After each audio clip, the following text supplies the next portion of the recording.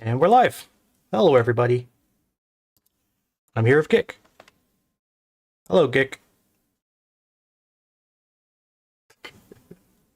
Uh, so, um, I guess I could give an update on the satellite thing that I talked about last time, because there's been more info. Uh, okay, so basically, um, the worst case scenario that I thought might happen last week is probably not going to happen. In that I was afraid that every satellite company was going to leave Ukraine, but that doesn't appear to be happening. Um, it seems to be that instead of that, there's going to be improved verifications for buying imagery and possibly a ban, an outright ban on posting images in public. That second part might not be true, but it could be true. I mean, everything's up in the air. Like, there's not official statements and stuff. But for us, we like I've published like two little pieces of image or whatever publicly, and to me, I don't care about really posting images in public. I only posted them to help other people, and even then the images were not even new. They're like over a month old when I did it. Um so yeah, that's one thing. There could be an upcoming ban on posting images in public. Maybe not, who knows. But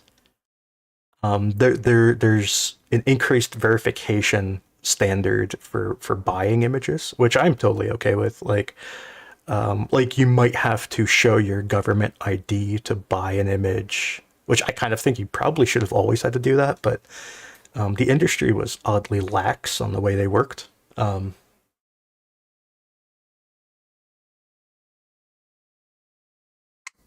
But yeah, uh, yeah, I don't know what else to say at the moment.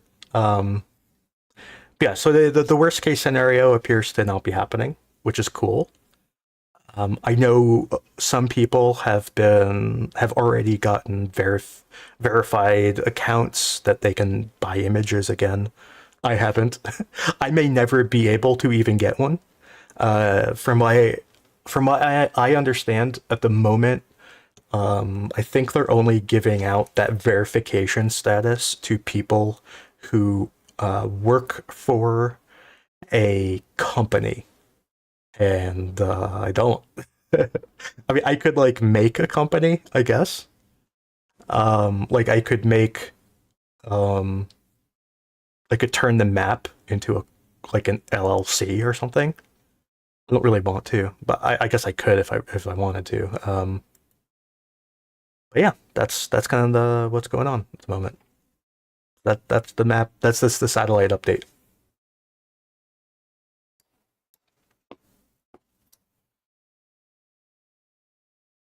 Anyways, Gick, how you doing?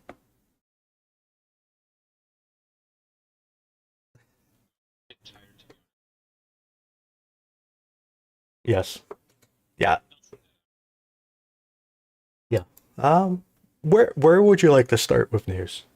I don't really have an outline. There's a few very obvious topics to talk about. Which one do you want to do first? Ah, darn it. One sec. One sec. My plugin broke again. I really dislike this plugin sometimes. Um, Luckily, you didn't say much, so nobody missed much. Okay, so you want to do Avdiivka first? Yeah, I guess that's what I said. The Yeah, audience didn't hear yeah. it. They couldn't hear Gick. They couldn't hear you because my plugin broke.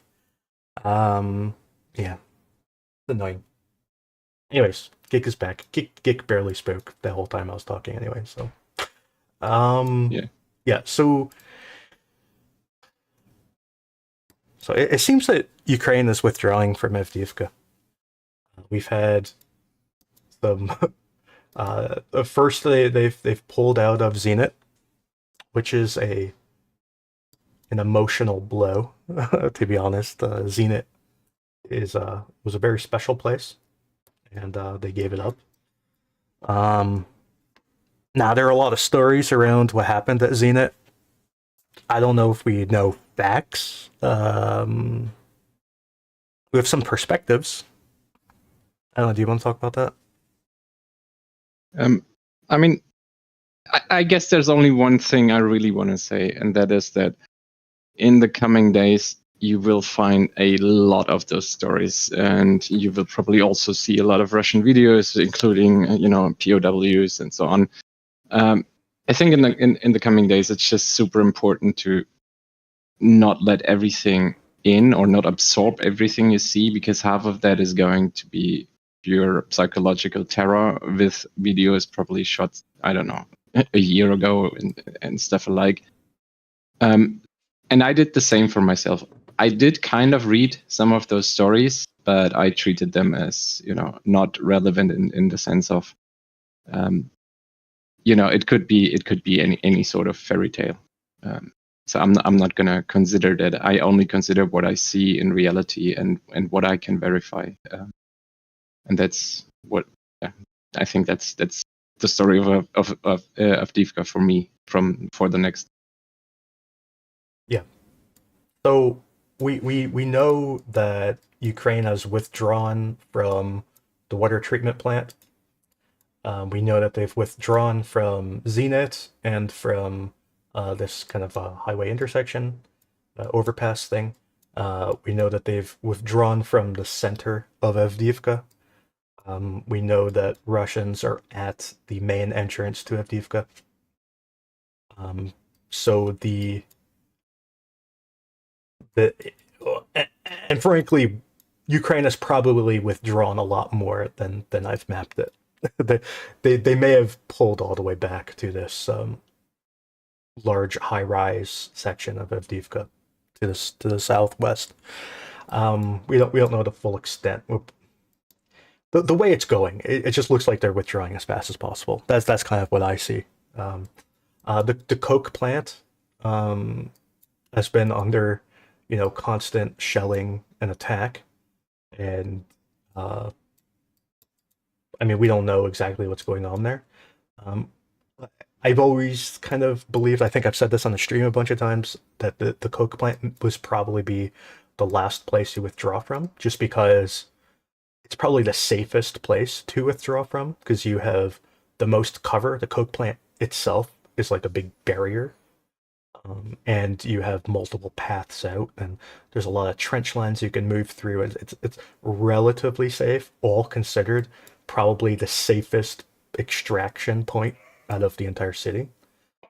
And this area of the southwestern part of Avdiivka is kind of a nightmare, to be honest. Not great, Bob.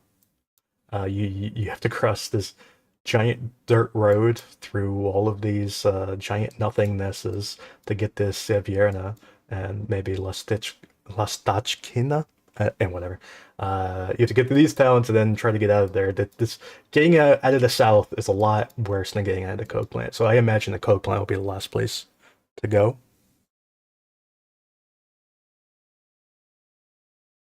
Absolutely. There was a video today from the inside of, I don't know if it was a BMP or something, and it showed how muddy everything is just from driving along there. Like the entire rear side is full of mud.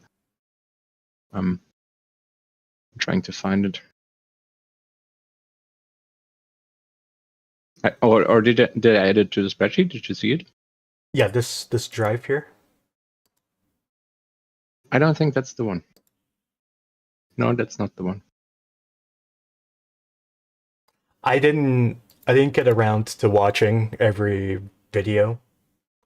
Um, I tried to watch as much as I could.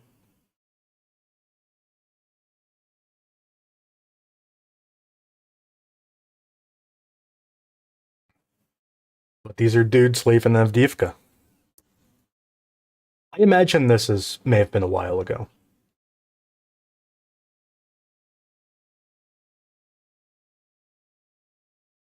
Yeah, it might have. The only thing I'm a bit confused by is the shelling of the hotel area together with what Nitria said.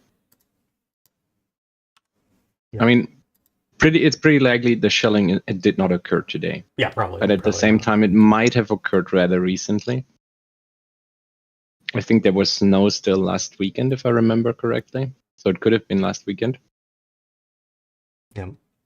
So we have a question about Avdiivka.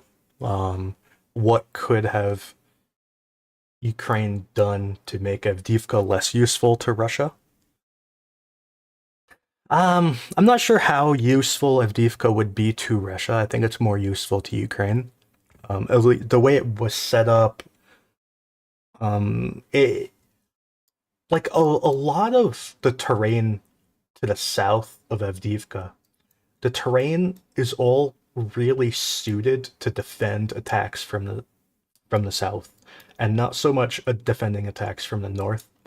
Like for example, these pits are it's all flat ground to the north, and then like a sudden drop, and there's these big holes in the ground. So these pits are good at defending the south, but not so good defending north. If you know what I mean. And then there's this pit too. So like these terrain features are good at defending attacks from the south, and this is like a gentle slope up. So up here is the high ground shooting south, whereas everything in the south is the low ground. Um, there's this hill that Zenit is on. The hill kind of extends this way, and this is like the end of the hill. So I'm not so sure how useful it is for defending attacks from the from the north. Um, the Zenit itself, I don't think is very big. I've talked to people who have been in Zenit, and they told me that it's like the size of a small house. Like I don't like maybe like 1,200 square feet or whatever that is in meters. Like it's not super big. Like it's not like a like when you think of like the Fallout video game where they have like a city underground. Like it's not like that. It's like a little tiny thing, right? So I don't know. I'm not so sure how useful it would be. I guess you could blow it up from the inside if you wanted to, I guess, but I don't know. I'm not. The value of Zenit was guarding the southern flank of Avdiivka, and when you leave Avdiivka, it's like what's it guarding, you know?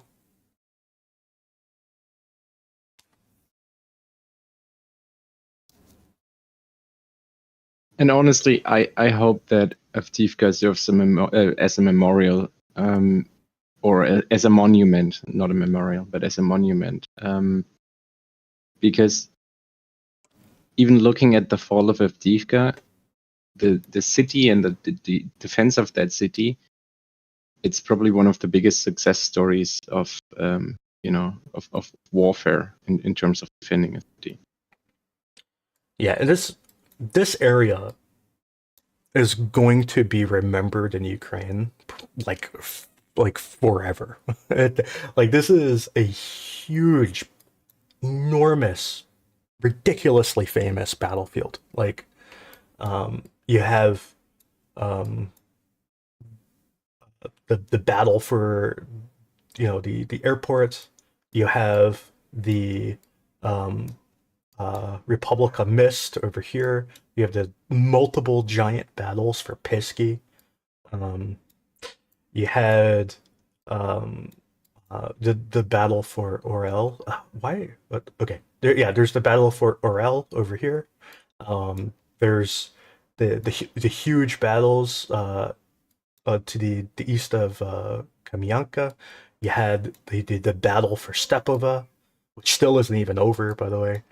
So there's just enormous battles here, and then when you move further south, there's multiple really famous battles of Novelska, where they're fighting for this position here, which I believe is called Oasis, which is a pretty famous place. So yeah, there's just all of these huge battles that went on here, and like really famous people came out of these battles, like Adam, for example. Like everyone knows who Adam is, right? He has his own group, the Adam Group. Yeah, he like got famous in Upitna and in Pisky.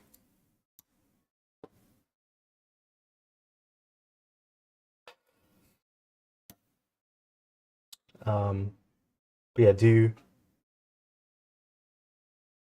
can Ukraine hold a line in the coke plant across these two towns? Maybe. I mean, it's not the craziest thing you could try. I mean, I would attempt that personally. If I were a commander, I would attempt it to hold the coke plant and Lestachkina. I actually don't know the name to and Sevierna. I would try to hold this as long as I could. Um, the thing about the coke plant is that if Russia starts creeping like around the back of it, it gets really dangerous. Um, but if you can keep the Russians kind of in front of the plant, I think you can hold the coke plant. But it depends on a lot, like how reliable are the roads in and out and whatever. So now that we return to the roads, I found the video and I shared it in Discord. Okay. If you want to show it, basically the muddiness starts at 340. Then you can just see it's basically just from. Sorry, I clicked the wrong button. So, as said, you can skip to 340, and we don't need to watch the entire thing, but it gives an impression. That's super buddy. Yeah. This is your average road trip in Avdiivka. I would personally close the door, but I don't know. Maybe I'm weird. Yeah, I don't know if you can still close that thing. It's true. Or if you close it, if you can never open it again. So anyway, that's third assault. We don't know where they were before that, but it's not entirely unlikely that they were further south here, given the road situation. And also, the entire video, it seems like a speed run. It could be some sort of evacuation or something.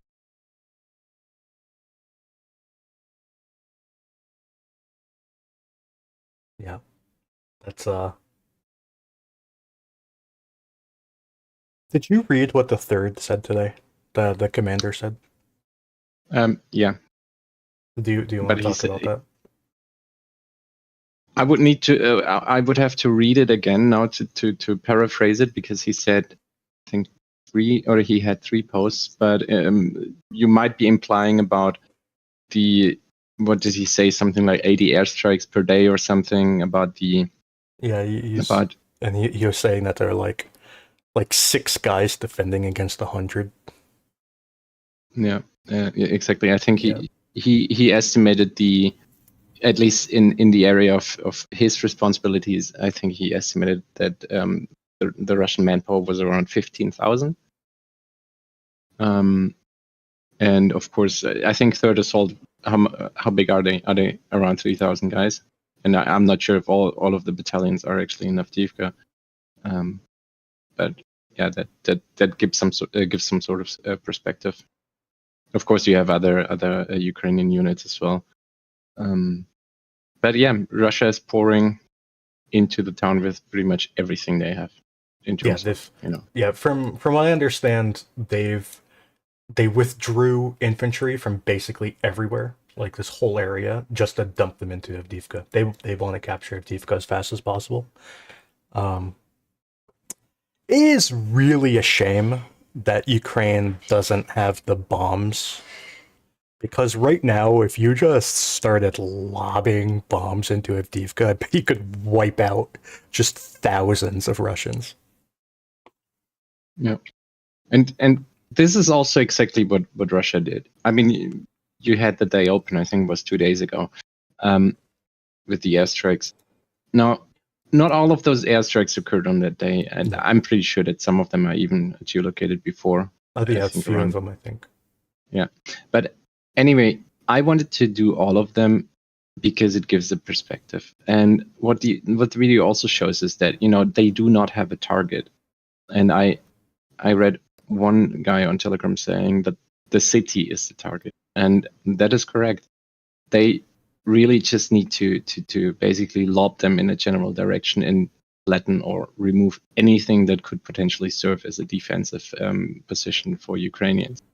That was the entire target of those air campaigns. And the bubbles you see there it's a little fragment of what actually happened, and a little fragment of the bombs which actually dropped. Yeah, and I talked to a friend of mine who has been in Avdiivka for like 2 years now.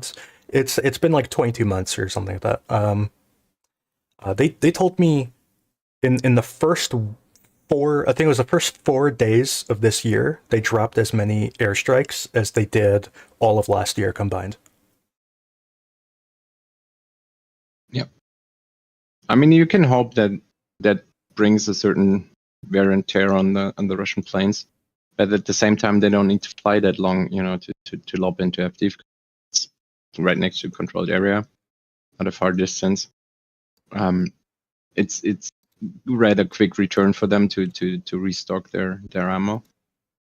Oh boy. Yeah, and this is ultimately, I'm convinced, this is ultimately what more or less cost Ukraine Avdiivka. The fact that they couldn't defend against those airstrikes. I think what cost Avdiivka was the Ukrainian general staff deciding not to counterattack the north. Yeah, that's kind of a strategic issue, which should have done, yes. But on the, if you go instance to instance and you just looked at how the situation was, I think, if Ukraine would have been able to maintain their defensive positions, I still think it could have been defended. There was a lot of weirdness that went on in these attacks. Digging tunnels, finding sewer pipes, and it's weird. But yeah, so people are asking, what is the ammo situation in Ukraine? Well, Germany just gave a whole bunch of ammo. Well, we promised ammo. I don't think we gave ammo, did we? We gave some ammo. In terms of ammo situation, particularly speaking about Avdiivka, the what is it? Now I need to figure out who he is. But the guy responsible in the military for that entire area. Let me translate this. It's the general commander of the operational strategic group of the troops in Tafria. Okay. So he said that additional ammo supply was delivered to Avdiivka, or reserves had been given to the Avdiivka sector to better defend.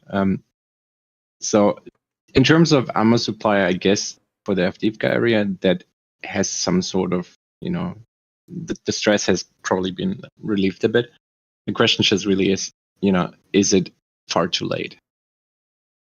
I mean, obviously it's too late, but what can you do with that? Yeah, now? What you have to do is stabilize the front, because if you the city is gone, right? So, but if you can stabilize it on these two towns and the coke plant, that would be good. If you can't do that, can you stabilize it on these towns, or how far back are you going to have to stabilize it? You want to stabilize it as far forward as you can, because if they just get Avdiivka and they stop and they're stuck right here, That would be like the same sort of situation that we saw in Bakhmut. They got the city, but they couldn't even get to Ivanivska, right? So if this stabilizes the way Bakhmut did, then what's the big loss, you know? But if they continue pushing, like if they can use Avdiivka to capture all of these like 6 towns here, and then they can keep going and start getting to like Kralivka, that's a different story. So um, I a lot of people have asked me what I think their next target is after Avdiivka. I think it's obvious to me. I think the real target here is Krakhova and Krahivka. These two, this conglomeration of towns. It's like basically a giant, like a big city. When you add up all these towns, it's like a big city. But um, so I think that's this. I think this is their primary target, and the ways to weaken this would be to take Konstantinivka and Vuhledar. So I think that the ultimate target is Krakow, and the way you get there is through Konstantinivka and Vuhledar, and then you can kind of hit it from the south, or maybe try to flank it and go around it. Um, and of course, you'd be attacking from Mariinka. Try to finally capture Pobieda. There, and Russia is getting pretty close to Pobieda. We might talk about that more in a minute. But I think that's ultimately the plan. The northern kind of flank of this whole area is like Karlivka. These ponds and lakes and whatever they are all kind of make a natural barrier that you can use to defend. And of course, there's these ponds and lakes up front that you can use as your front line. So like these ponds could be your front line, these ponds could be your second line, and then there's this like river here that you can use as your final line. Also, all of this northern part of the river is all on high ground, and everything else is pretty flat.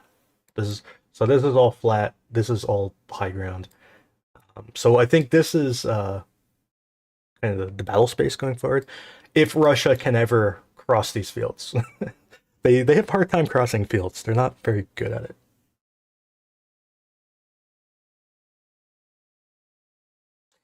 Yeah, and one thing to point out is that what we observe currently is that that FPV drones are heavily raiding the Russian logistics in the rear area of Avdiivka. Some of the drone attacks are actually already mapped up there, and we had the same picture yesterday. I think it was around 5 or 6 trucks or something like that which were hit. Yeah.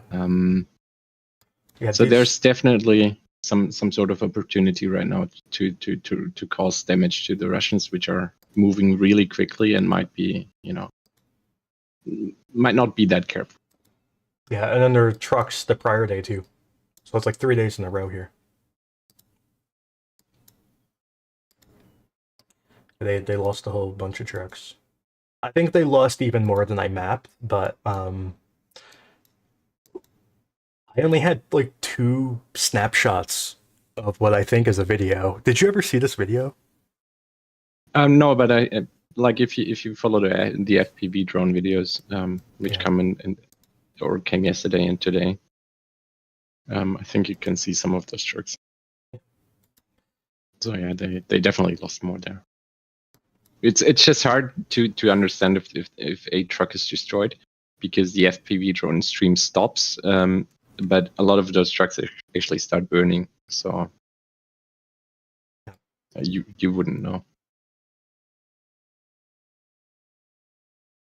So we have a question about the tunnel to Zenit. So I'll explain this. A lot of people, they get very there's this idea that Ukraine is like kind of like this like mystical country. I think that's how I would describe it. Like they think of Ukraine as like a mystical country where things just work out because everybody's a genius, you know. So obviously, when Zenit was getting surrounded and surrounded and surrounded, you know, as this was happening, Obviously, the reason Ukraine was keeping Zenit is because there's a tunnel that goes from Avdiivka to Zenit, and that's why, right? Everybody was talking about this, and it's ridiculous. It's like It's like the thinking of a toddler. Okay, like there was this same sort of stuff happened in Mariupol when Russia was, closing in the final days of Mariupol. There was this story that the Ukrainians had broken out of Mariupol and were sneaking up to the Vuhledar or whatever. They're sneaking like little ninjas, and that every single person in Mariupol was already saved, and there's nothing to worry about. I remember there was a Twitter space, and the Twitter space was they talked about this for hours, like literally like 6 hours about how there's this magical operation to save everybody in Mariupol. And like I remember I went onto the space and they called me up as a speaker, and I was like, dude, I'm watching a video right now of Ukrainians surrendering in Azovstal. And they're like, no, you're a Russian troll. No, they're not. They all escaped. They're all safe. Like, bro, it's like people think of Ukraine as this like magical fairyland place where nothing bad happens. Apparently, it's bizarre, and they extended this magical fairyland to Zenit, where there's this magical tunnel to safety that everybody was going to use and escape, and everybody was going to be fine. It didn't work out because there's no tunnel. There's no tunnel. It's ridiculous. The only place there was a tunnel was in Soledar. There's a tunnel in Soledar, and there's a tunnel in Bakhmut. Okay, and they weren't secret tunnels; they were tourist attractions. The tunnel in Soledar literally has a hotel in it, literally an underground hotel made of salt. These the only tunnels that exist for a tourist attraction. There's no magical tunnels. I wish I kind of understand where people come from with these like magic stories. I just wish it would stop.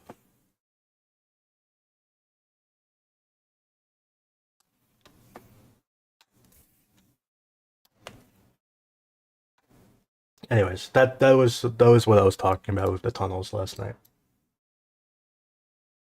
The tunnels that don't exist.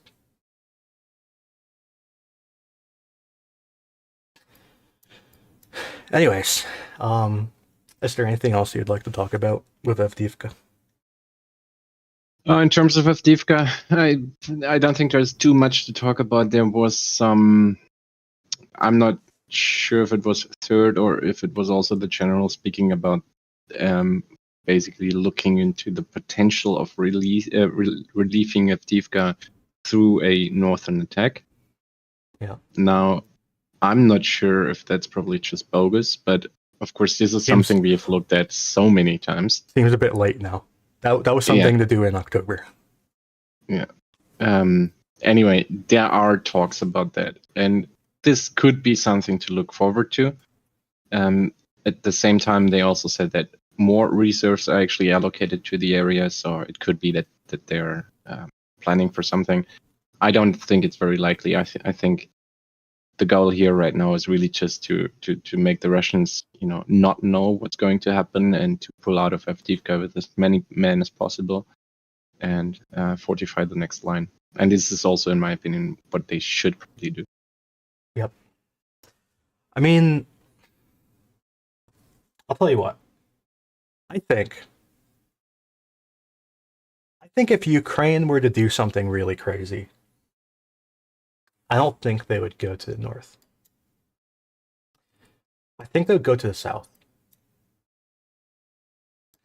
I think if they wanted to do something really crazy, they would continue pushing east from Novelska towards Pisky or Pisky. That's what I think they would do. The reason why I think this is that first they've already tried it, and I feel like when Ukraine tries something, they tend to try it again. So they already tried this last summer. It was What brigade was that? The 59th Brigade? Is that what they called Yeah, it? yeah, together with Chosen Company. So Yeah, the the 50 American volunteers and others. they and the 59th Brigade, they did a really good job here. It was really clutch in holding Avdiivka, where they cleared out these fields here. They pushed across to over kind of this intersection here. Um, they retook this whole southern section of Pervomaiska, and then they pushed down Pervomaiska all the way to like here. So they recaptured all this ground of Pervomaiska and to the east of Novelska. Their goal was to go all the way to Pisky. And I think their actual goal, I think if you talk to people in the 59th, I think they thought their goal was to take Pisky, but I think their actual goal was to recapture this position here, this intersection. Now, I think if Ukraine were to do something crazy, if they were to launch a counterattack, going to the north is like really kind of psychotic. I think if you were to be crazy but not super crazy, you would go for Peasky. Because if you could bite this chunk out, like if you took this intersection and Peasky and all of these fields back, I think you could actually hold that, and it would be a massive thorn in the side of Russia. It would completely weaken this entire southern part. You could eventually try to retake Vodiana and really stabilize this whole southern section. And maybe if you were really lucky, you could retake Opitna. And then, if you were really, really crazy, maybe even retake Zenit. But anyways, I think if they were to do something crazy, I think their craziness might be focused in the south, not the north. The north is a little bit too crazy for me. But I mean, they may not. They may. They did They need to Robotnik. stabilize it. They need to stabilize it. Yeah, and whatever crazy the north is, they did Robotnik. Yeah. So yeah. Nothing. Also, crazy things sometimes are the ones which work, right? This is also something which can be considered. Of course, there's a higher risk in some certain tactics, but at the same time, the reward can be higher as well. Yeah, I honestly think if the 59 didn't do this in the summer, I think Avdiivka would have fallen months ago. I think this whole attack in the south, it weakened Russia's ability to attack Avdiivka. Because if they didn't do this and Russia were allowed to be like in this northern part of Pervomaiska, they could have, instead of launching their attack towards Sevierna, they could have launched their attack like back here, and really, I think it would have been more painful and more difficult to repel. Uh, I think what they did was really clutch, and the grounds that they retook, they've lost a bunch of the grounds that they took because they had pushed all the way up to here. But so they've lost a bunch of grounds, but they haven't even lost all the ground yet. And this is, it's like kind of playing with house money. You know, like the Russians are still sending so many resources to take back ground that they captured last year. So instead of Russia like advancing into new places, they're just fighting over the same place over and over again.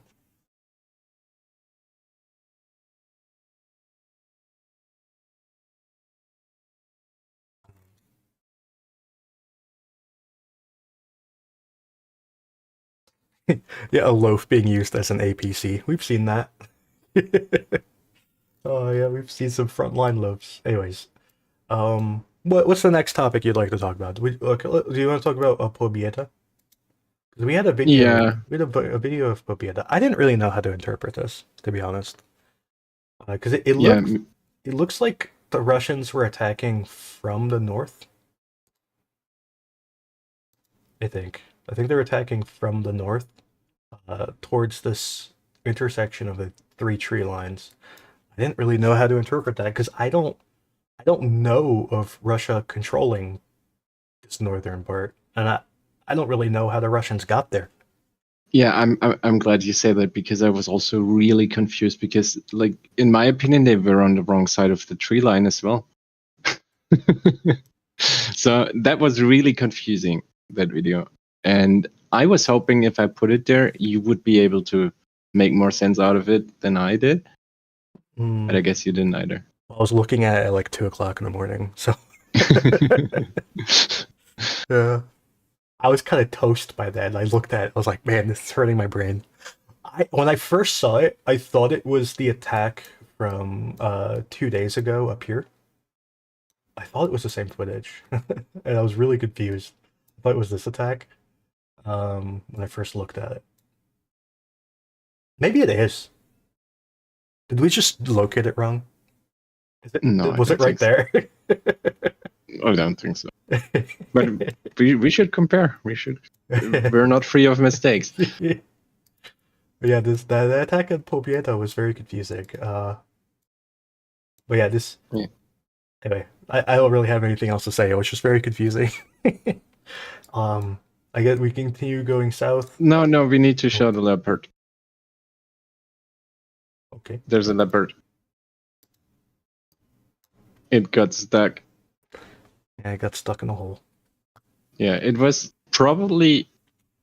I mean, if you zoom in, it was actually driving. If I interpreted that correctly earlier, it was actually driving probably into firing position, so towards the enemy tree line. And while doing so, it ran around a tree line right into a crater from a FAB, and you can see the barrel. It started digging a new position. Yeah.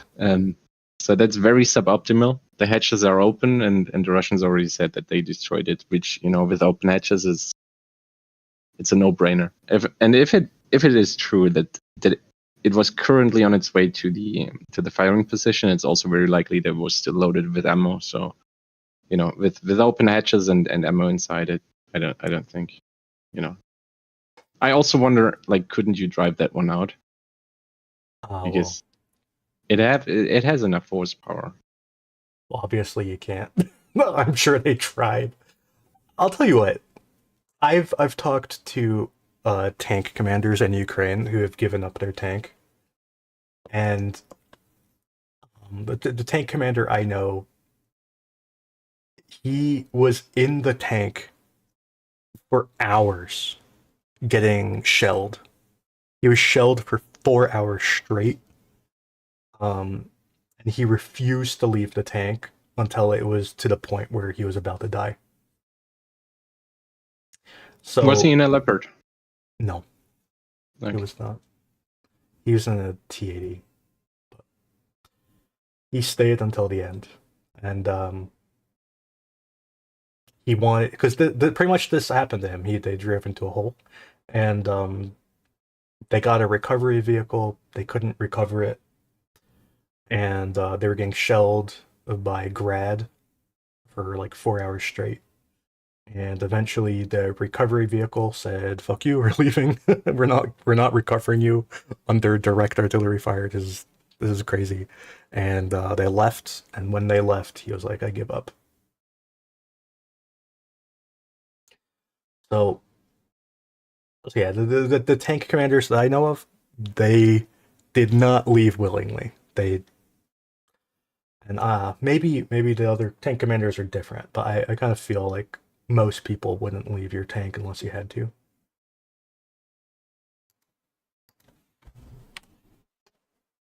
Because your tank is your job. What do you do when you come home with no tank?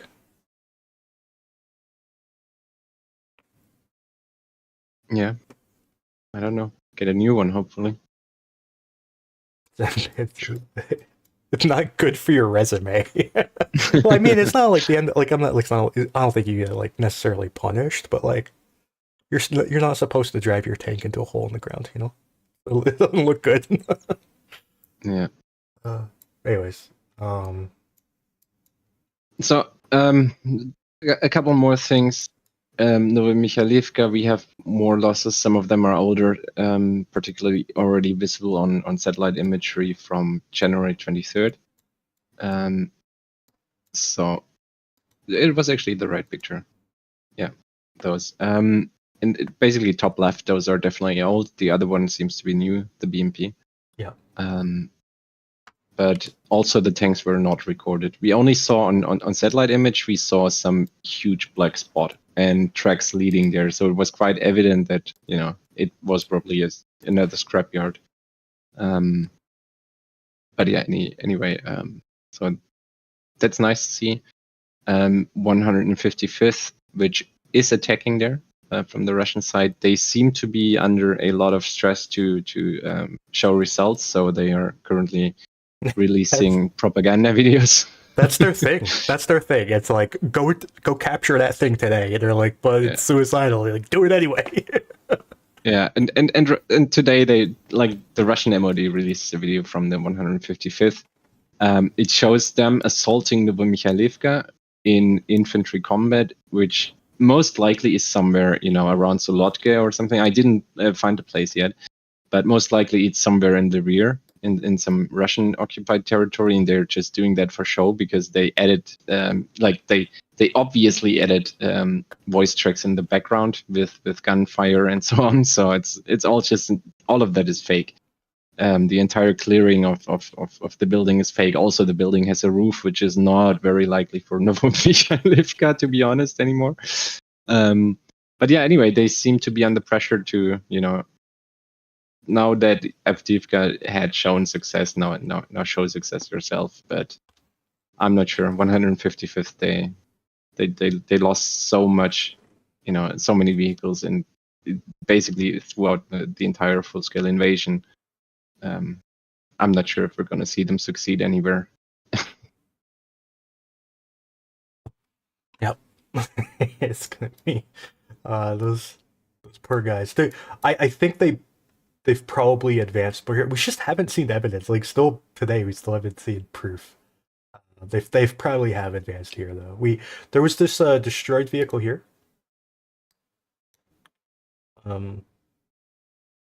Yeah, I don't know. Maybe I should just draw this all red.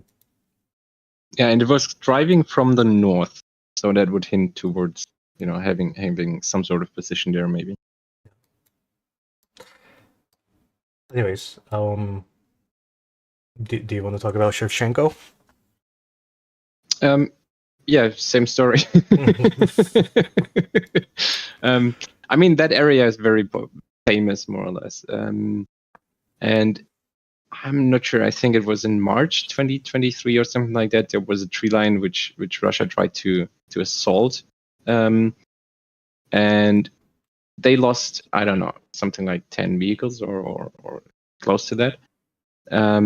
And now, very recently, I think 2 days ago, they decided to try the next tree line.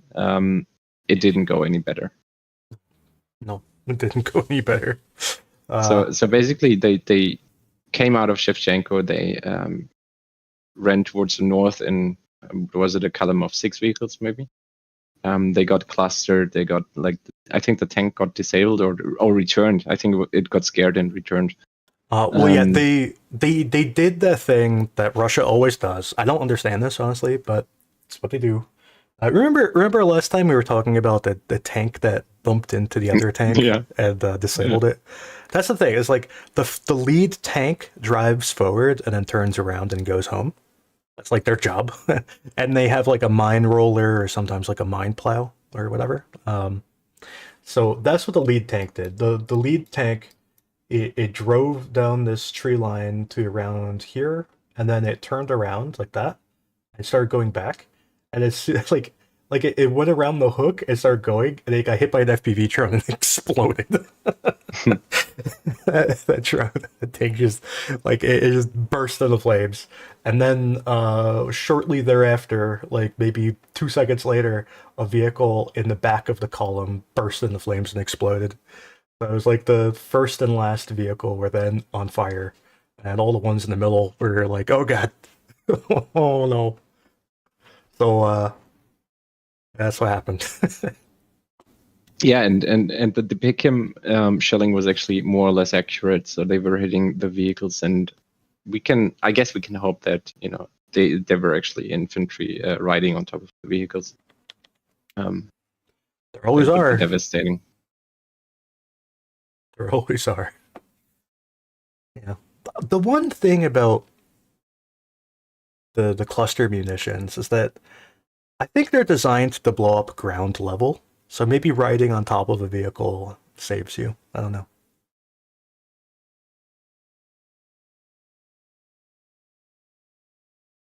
Anyways, so that's the attack in Shevchenko. The Ukrainian general staff has been reporting there's airstrikes around here as well. So yeah, there's that. Is there any news in the south? I can't really think of any. There's just like we can talk about Robatne. Okay. There is rumors, and it started by someone I personally trust. I think he's in a recon unit in that region, and he's warning that they see a buildup of Russian forces around Robatne. We did see an assault, I think on Monday or something like that, or at least the video was released on Monday. And since then, the 65th has shown several videos from the area hitting Russian vehicles. But the rumor right now, or the speculation right now, is that Russia might try to do something stupid and do basically a Uno reverse monkey breach. Yeah. I do want to say that the 65th Brigade is probably one of Ukraine's best brigades. They are very professional. They know... That's the thing. They're just very professional. They know what they're doing. They know how to fight a war. I wish more brigades were like the 65th. They don't really have fancy equipment. They were passed over. Like they didn't get any Leopards. They didn't get any. I don't think they got any M777s. I don't think they got anything. They're like all Soviet kit, and they've been doing great. The 65th is a really good brigade.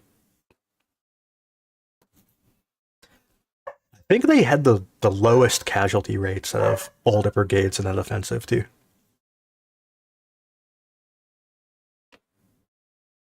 I don't remember if they were active right from the start or if they were deployed as a reserve. I think they were there from the start. They just went slow and steady. Like they like held this western side, and they were just going slow and steady, like a little march down, and they never quite got the Kopani, but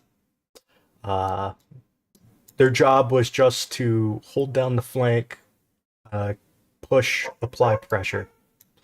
The 47th obviously did a lot of the heavy lifting, pushing forward, maybe too aggressively.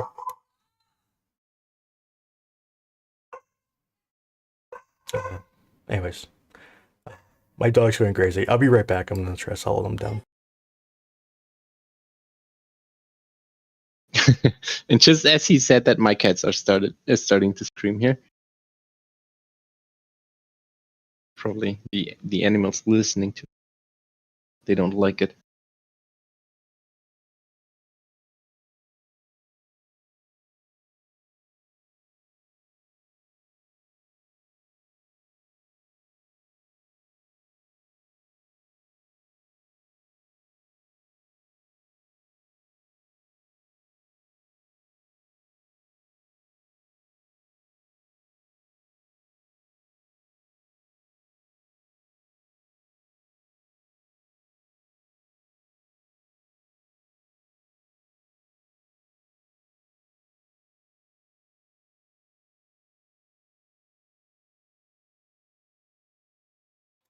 Sorry, was that our like pet interlude? Did you hear that my cat is also starting to scream? Yeah, I'm gonna let her out now. Okay, so that was our pet interlude.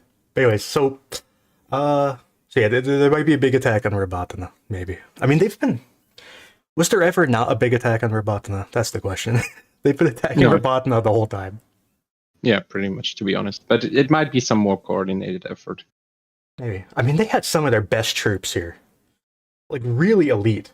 Like, really very elite. And they didn't do anything. What are they gonna do? I guess maybe elite troops are just not how Russia does things. Are they just gonna throw, like, giant meat waves first, and then the elite does the cleanup? Yeah, but to be honest, that's how they were successful most of the times. Yeah. That's why you need big bombs. Big old bombs. To break up those infantry attacks.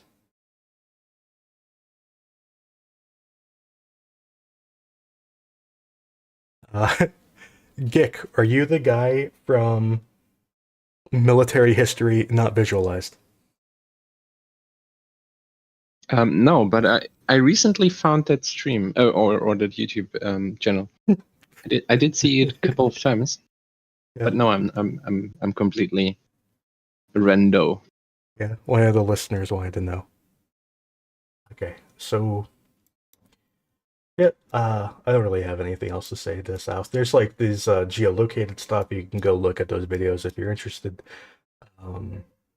We had some Russian tanks in Anahodar. Always fun. Yeah, they're not entirely supposed to be there, to be honest.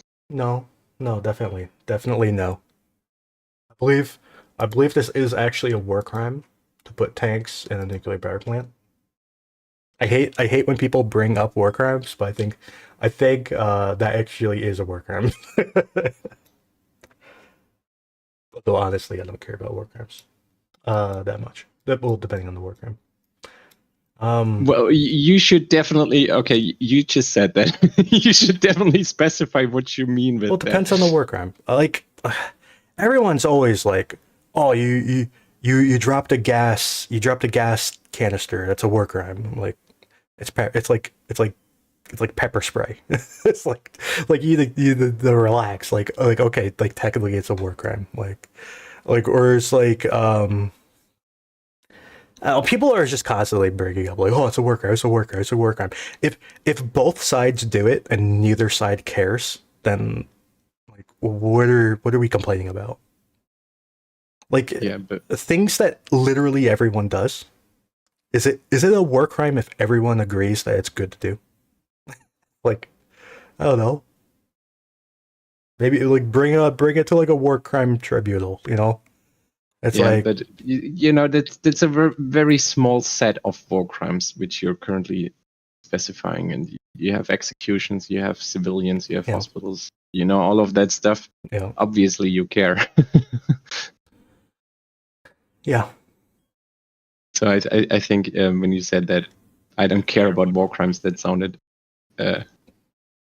Yeah. I mean, showing a video of a POW is a war crime, right? I think that's gray area. I don't think so. I think it's about the about dignity of the person. There is logical reasoning, and I think there's some reasons why it's actually allowed. Well, let's But be I honest. need to look that up. Let's be honest. Of all the videos we watch, most of them could probably be classed as a war crime. Yeah, especially now with the FPV drones. Yeah, like a lot of them. And Yeah. but here's my point. It's like do people actually consider them war crimes? I don't think so. Yeah, I mean, yesterday there was a truck annihilated. I don't know if you remember. I posted it in Discord as well because it exploded absolutely fabulous. And I saw on Lost War in UA today that truck was actually an ambulance. So that ambulance was stacked with ammunition, and that's why one FPV drone caused an amazing explosion. Obviously, that's a war crime.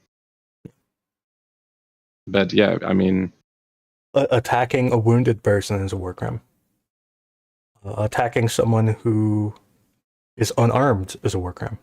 We see that every day, like dozens of times a day, and neither side cares. That's kind of more my point? Is that I think the concept of a war crime, I don't think is universal. I think it depends on the conflict and the norms of the conflict. Um, Anyways, I don't really want to get into that. But whatever. Let's talk Grinky. But there's not much to say. Yeah, there's not much to say, Greeky. I just kind of scrolled over here.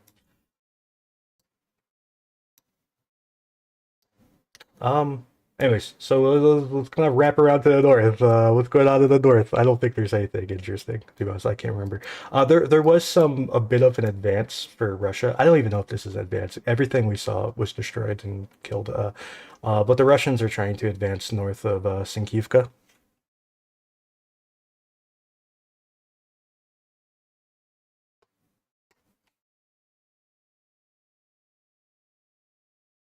Yeah, didn't go too well for them. Yep.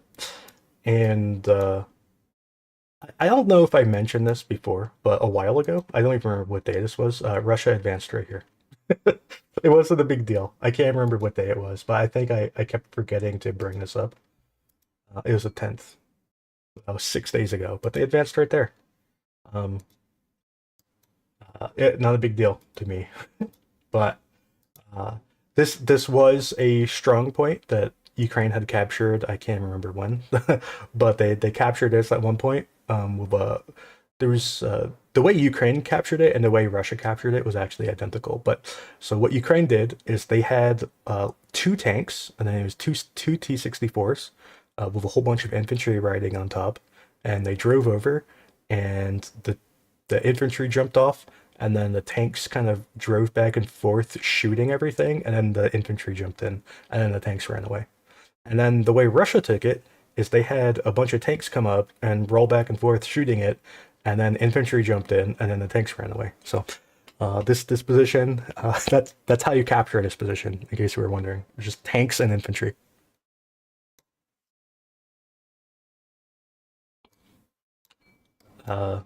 This whole kind of middle area, I don't really have anything to say. We did get some. That's not there, was it? Where was that? What am I thinking of? I'm confused now. Whatever. Is there, So any, am I. is there anything you want to talk about up here? Well, we could say that 103rd in the north is still hitting pretty much the same spot with FPV drones. So that's the, what is it, Tabaivka area? Yeah. So it seems pretty stable at this point. At least we didn't see any further Russian advances. Yeah, and, we did see. People have asked me about Kislivka. I'm not really worried about Kislivka. People are saying this is a salient. I don't really think of it as a salient. I think if anything, this Russian thing is a salient. Maybe they're, I don't know. Are they yin yang salients, or is it one salient fighting another?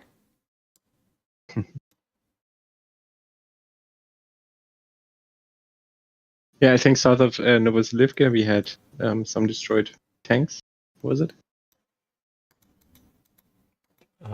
Yeah. These guys.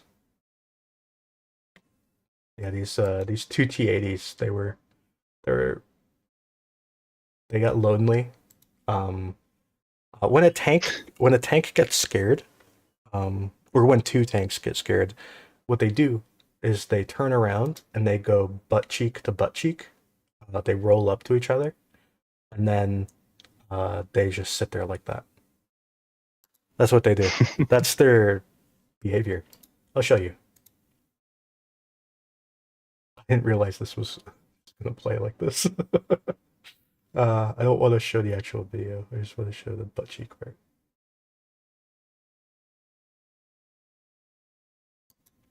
See? They're just butt cheek to butt cheek. That's how they handle stress as a tank. in case you didn't know. Was that the second animal interlude now? Oh no. Yeah, and then there's also a Brem came here to save them, and it didn't fare well either.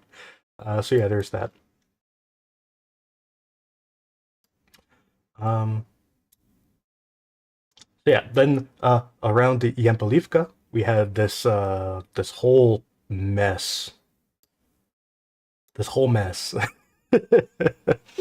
This video took me for a trip. I was so confused watching this video. I didn't realize that there was a second video. The second video made the first video so much more logical. I didn't see the second video until today. So last night, trying to make sense of this, I was so confused.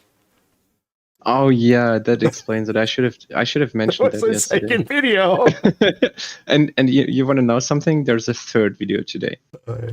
And I saw that third video is now including the toss. The toss. Yeah. The toss was in the original video. I just didn't know what it was. I originally I was like, is this a tank? I marked it as a tank originally. Where is that toss? It's here. Where is it? And jump to today should be mapped already. I mapped it yesterday though. I didn't map it today because I mapped it yesterday. Oh, okay. Oh, it's over here. Yeah, exactly. Yeah. Yeah. So there's this toss. I didn't know what it was. I thought it was a tank. But yeah, it is a toss. So I relabeled it. But yeah, I mapped. But are you sure it's destroyed? I have no idea. On the map, it's listed as destroyed, but in our data, it's listed as damaged. That's always good. It's because I looked at it, I was like, that's not destroyed, and then I changed it in the data, but I forgot to change it on the map. But yeah, then there's this BMP3 here next to it too. So yeah, this whole tank column did not fare well. Did you notice that there was a BMP 2M? Did you notice there was a 2M? No, I don't. I wouldn't know the difference. Yeah, see, I watched this clip a bunch of times, and it was only the last time I watched it I realized this was an M. But you see, this is the missile launcher that only the M has. So this is a BMP-2M. These are rare. They're rare. There's not that many. I don't know how many there are, but there's not that many. So that was cool. I don't think it was damaged very much. I don't know why this is marked as a ghost either, because it's not abandoned. But I'm not sure how damaged it was, because the drone kind of missed. The drone flew past the missile. I think he was aiming for the missile, but missed. I was actually curious, like I was watching it. When I realized this was a missile, I was sad, but I think he was trying to hit the missile. I wonder what would happen if if both of these missiles exploded. Would it just blow off the turret? I don't know. But anyways, he missed the missile and like zoomed past and bounced off of the top of the chassis and then flung into the air, like spinning like a have you ever seen like a squirrel fall out of a tree? It was spinning like a squirrel and then like bounced on the ground and blew up underneath the BMP. So that sounds fatal. Oh, yeah. So that was cool. But yeah, this whole thing was a trip for me. There's a lot of vehicles. when people looked at it, it was like, wow, Russia lost like or they had like 20 BMPs damaged and lost yesterday. It's like this clip is kind of why.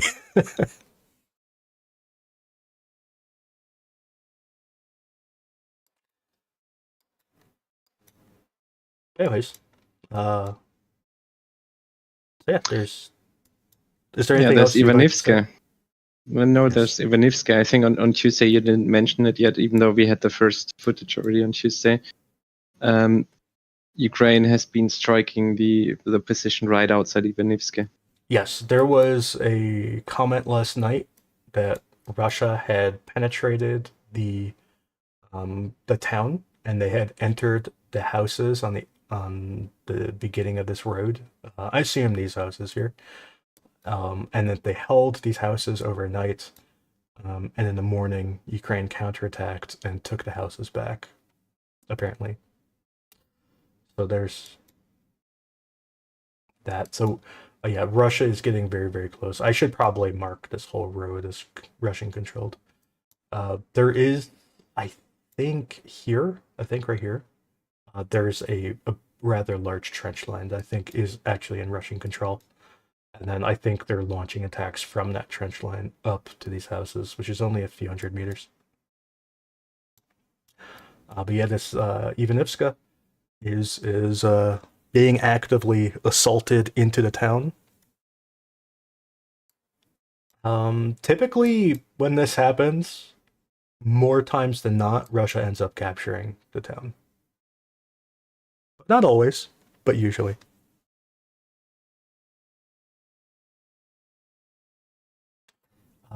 Lately, we've had a lot of drone attacks on Klashivka. I went through and geolocated all of these drone attacks on the 14th. There's another one last night that I didn't do that one. And neither did you. Yeah, I think I picked the easy one. There was one in there, I think, which was easy, and the rest I figured, oh, I'm not gonna do that now. they're all in like the same spots. I can tell you, yeah. They're all like right here. There's basically this is a bunker, that's a bunker, and this is a door to an underground thing. So under this trench, like right here, there's like a big underground space, and this is the door to it. And then these are bunkers that control the trenches. And then over here was a pile of people. I'll leave it at that. And that's another bunker. So yeah, they're just hitting bunkers over and over again with drones.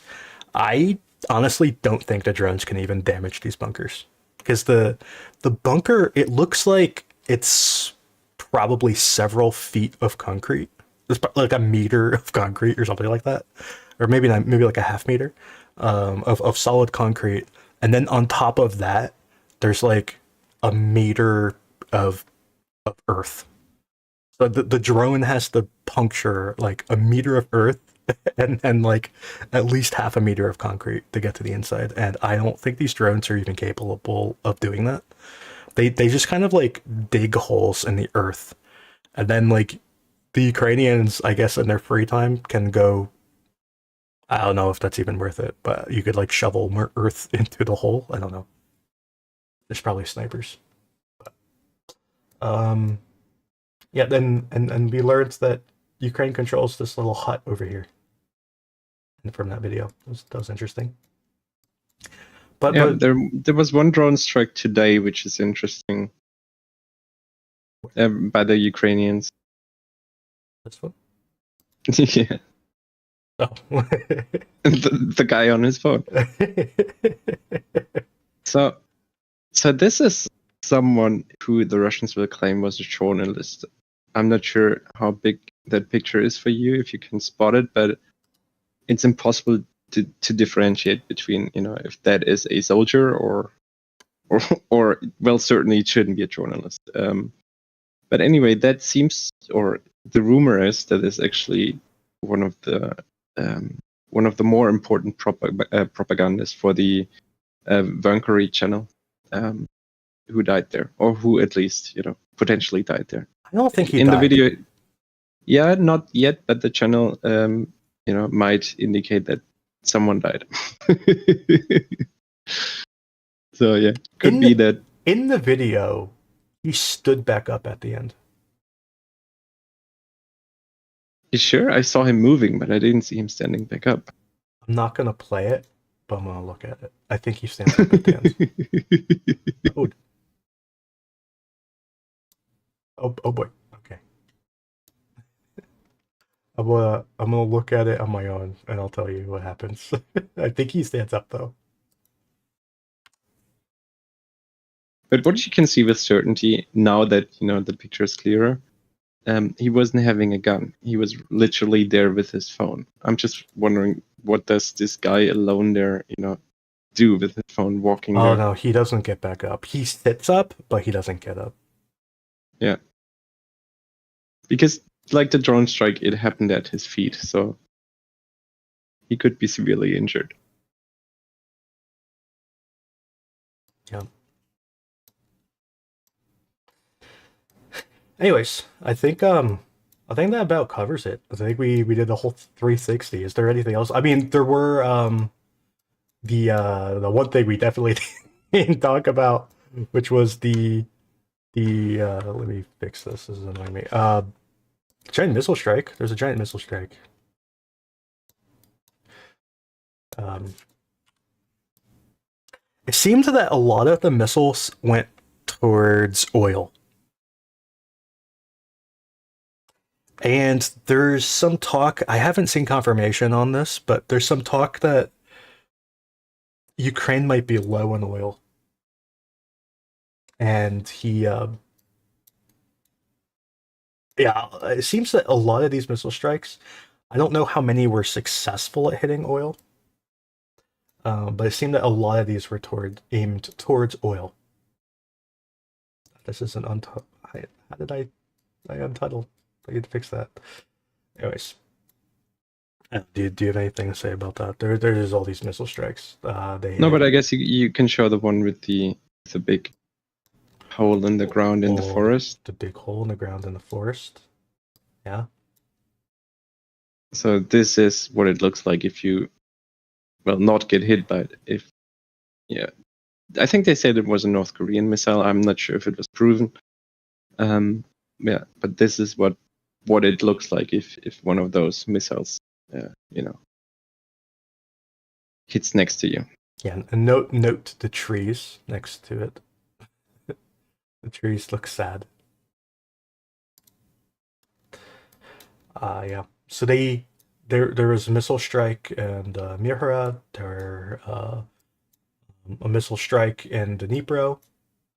There were missiles towards Novomoskovsk. Anyway, whatever that town is, city. Yeah.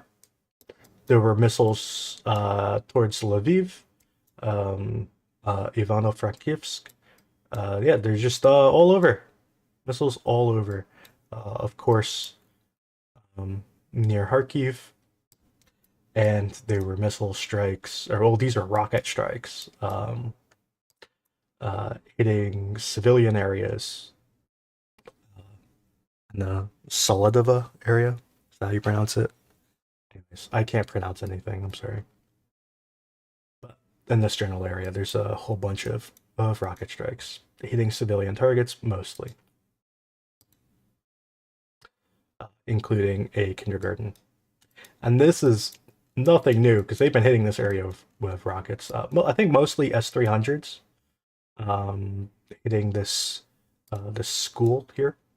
This school. And hitting this apartment building here. So yeah. And to be clear, the Russians reported that they, in that area, the day before, they would have killed something like 10,000 Ukrainian soldiers. Yeah. So yeah, that's in the kindergarten. That's what they're claiming. And they attacked Ukrainian logistics here, damaging a bunch of trucks in the process. That video was actually kind of fun to geolocate for me.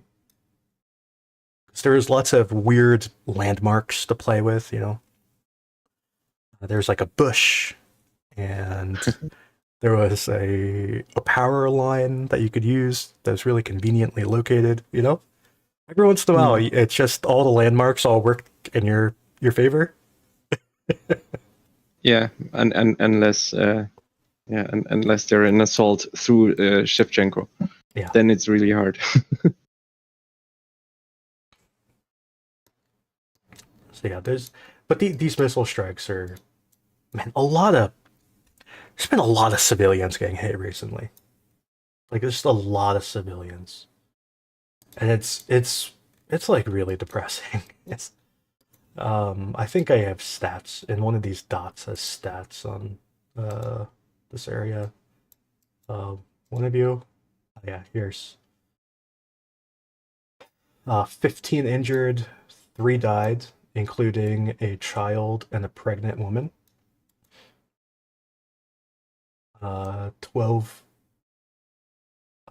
12 more wounded, including 4 children. I don't fully understand that, but oh yeah, I understand now. Okay, so 3 dead, 12 wounded, 15 total. That makes sense. They saved a 6-month-old child. Um, it's just sad. It's just sad. Sending just random missiles into a city. Um, I go through the reports every day on just like the emergency rescue people, the fire people, the ambulance people, the police. I go through every day, and I just see lately there've been a lot of civilians getting killed in various different ways. I talked the last time about these 2 dudes who lost their legs. I think that was the last stream. I think so. Anyway, there are 2 guys who lost their legs on a mine, around 2 mines, and it's just it's just really sad. There's been, and that's not even to get into Avdiivka, man. How many civilians have been killed in Avdiivka recently? Like, I feel like it's been averaging like 5 a day. I guess on the plus side, it's probably close to over for them. But they've been just getting hit by direct hit missiles on bomb shelters. I've seen so many stories of bomb shelters getting hit by a large bomb and collapsing, and everybody inside just disappearing. And you can't send like emergency crews or anything. It's just like that's that. And it's been happening. It feels like once a day a bomb shelter collapses.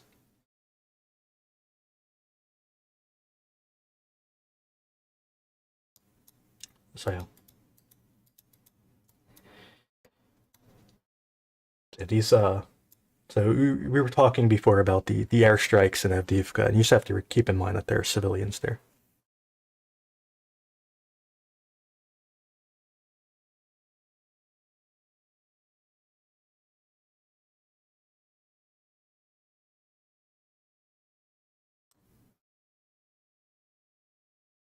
Is Konstantin having a fundraiser for Avdiivka? Uh, For units there? I think so. Did it end? I don't think so. Yeah, Because obviously it still completed. It completed. it completed? Yes. Oh, okay. I'll show you. Oh, Because someone donated 6,000. yes, one person Jesus. one person donated $6,000. That's yeah, I thought it completed. Um yeah, Amazing. there you go. So, but yeah, then the next fundraiser will probably come soon because there's always a dire need. I'm sure. I'm sure. I know this morning uh Klitschko, that's his name, right? Klitschko.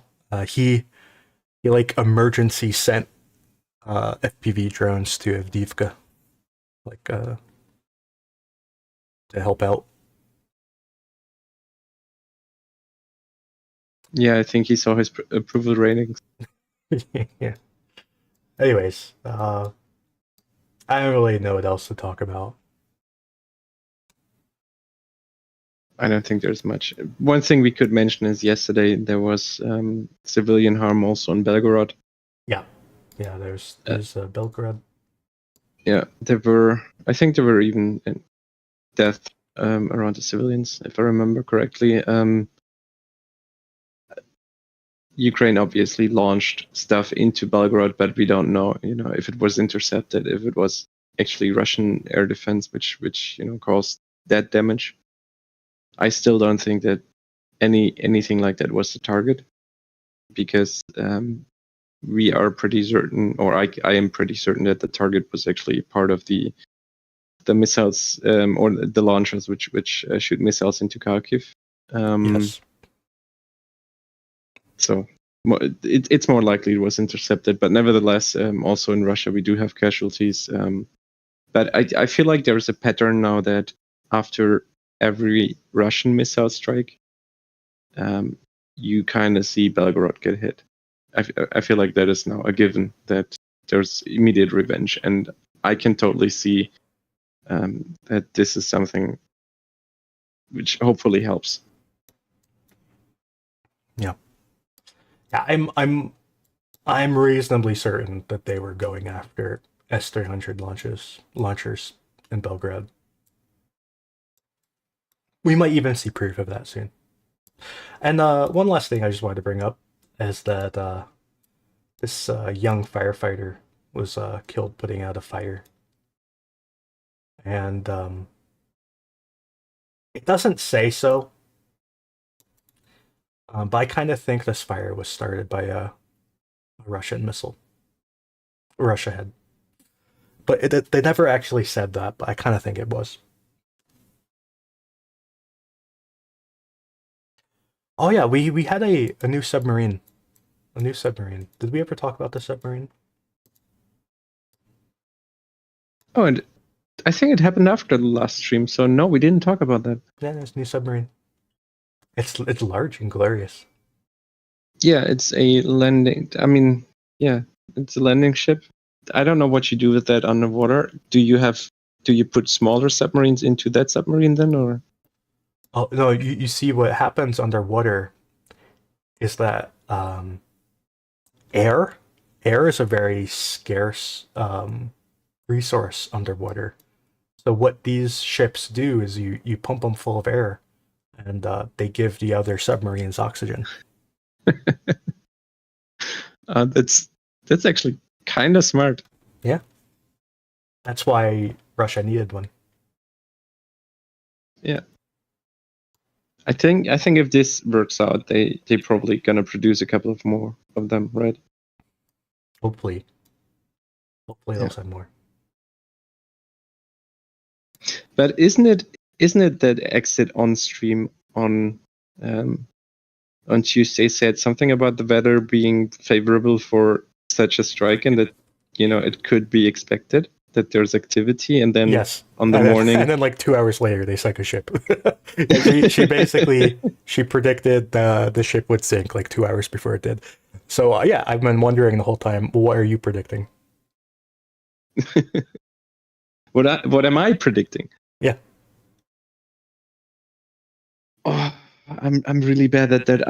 I have given up, hoping for some positive surprise right now. It looks like we're watching small awful things develop. So I can't really say what I'm hoping for. I'm currently hoping that Ukraine gets Avdiivka resolved, with as many people as possible, such that if they pull out, and I expect they do, that they pull out with more or less orderly. This is what I hope for, but I can't predict something. Okay. No prediction. No bold prediction like Ukraine's gonna sink a boat today. Okay. You know what? There's gonna be a prediction. Ukraine is gonna shoot down a Su-34 in the next 2-3 days. Okay.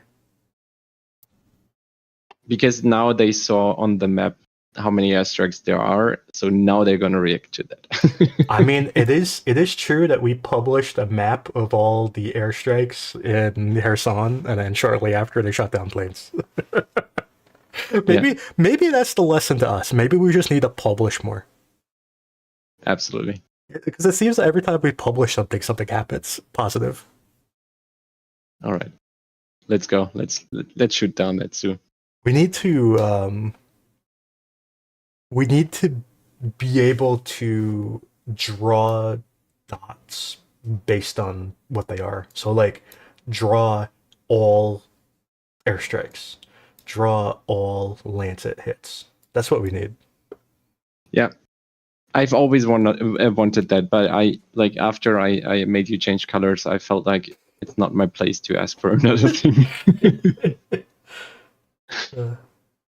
Yeah, because I feel like, sometimes even civilians, Ukrainians who maybe have, left from some certain area, it could be interesting for them to, zoom into their hometown and then just see, my home being damaged and who did it.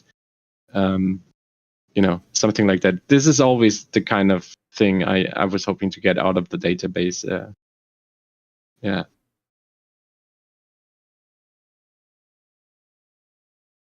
Did I make any sort of bold prediction about Holivka a couple of weeks ago? Yeah, you did. What did I say? You said that Ukraine was going to attack there. Did I win that? They haven't attacked. No, well, of course they took the strong point, which is now drawn by both sides. Also, did I really predict it, or did I say that it's something we're looking to? It was like a prediction. Okay. Yeah, there's a video the other day that I geolocated everything but one part, and that one part that I couldn't find bothers me. But most of it was hitting. It was Russian drones hitting right here. It was like all these hits. But there's another part that I think was looking at this hill, but it was looking at it from like over here. I couldn't figure out where it was. And it was Ukrainian infantry like marching east. And they got hit by an FPV drone. But I think the drone missed actually, but I couldn't figure out where that was. I think it was one of these two hills, because I think it was looking at this hill, and it had to be coming like from the west, because the snow was on the left of the hill, and the right of the hill had no snow, and so the north facing part had to be pointing to the left, so it had to be from the west, but I couldn't figure out where it was. That was probably the one strike which would have given us new information. Yeah, I couldn't find it though. I was trying, because the thing that was weird is that wherever it was had a straight line path directly to the hill. And I couldn't find anywhere that had a straight line path directly to the hill. Like the closest is like this path, like this. But this isn't from the west. This is from the south. You wouldn't be able to see the snow. But maybe it wasn't that hill. Maybe it was like this hill. But even that, there's no town in between. It was like a giant field of nothing with a straight line path to the hill. If it bugs you so much, you should publish it and make a challenge out of it. This video here, I'll see if I can find that part of the video. Here. For another life challenge. Oh, thank God! The last time wasn't embarrassing enough. This is it. See? There's like a straight line path straight to the hill. And there's like this hill here. And yeah, where's that? I mean, that looks rather easy. That's what I thought, but then I couldn't find it.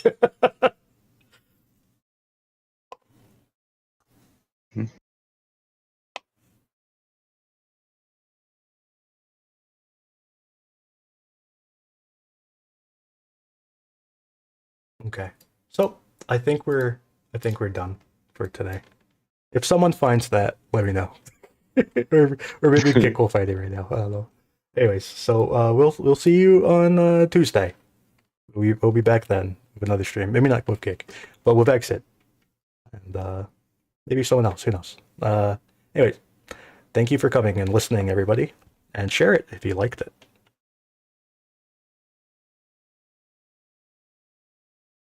Yeah, gonna say bye. Yeah, I'm gonna say goodbye. Goodbye. Have a good weekend. I was waiting for you to invite me. Okay.